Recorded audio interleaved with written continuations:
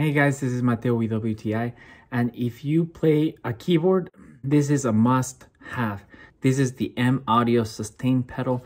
Now, this feels just like the real thing. I like the pressure that it has on the pedal. It's just the right pressure for your foot, so it's comfortable.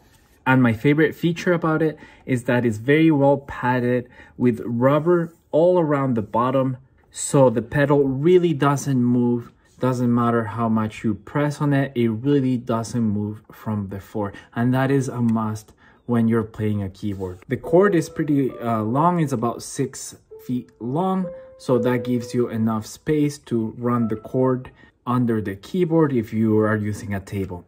And it has a 1/4 of an inch audio jack. I think for the price, I think this is a very good pedal if you are playing your keyboard, and that is my point of view.